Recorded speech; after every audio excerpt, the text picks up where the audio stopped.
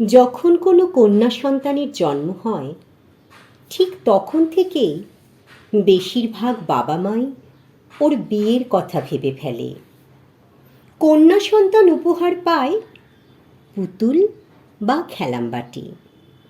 খেলামবাটি খেলতে গিয়ে সেই মেয়েটি বড় হওয়ার সাথে সাথে স্বপ্ন দেখে এক সংসারের আর ভালোবাসার মানুষের। বিয়ের পর মেয়েটা যায় তার নতুন সংসারে, কিন্তু যে মেয়েটাকে এই সংসার থেকে ফিরে আসতে হয় তার বাবার ঘরে, তখন আমাদের সমাজ তাকে বলে ডিভোর্সি।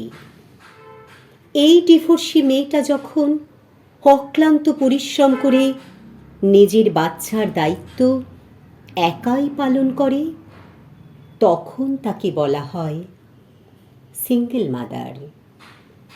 এখানেই গল্প শেষ হয়ে যায় না। এই ডিভোর্সি সিঙ্গেল মাদারের সন্তানটিকে সমাজ ছুড়ে দেয় হাজারো প্রশ্ন। যদি কোনো ডিভোর্সি সিঙ্গেল মাদার আবার নতুন কোনো সংসারের স্বপ্ন দেখে দ্বিতীয় পুরুষের হাত ধরে, তাহলে কখনো কখনো তাকে শেষ পর্যন্ত হতে হয় প্রতারিত। ডিভোর্সি সিঙ্গেল মাদাররা প্রকৃতির সন্তান, তবুও কেন আমাদের সমাজ তাদের সমাজের বাইরে রাখতে চায়?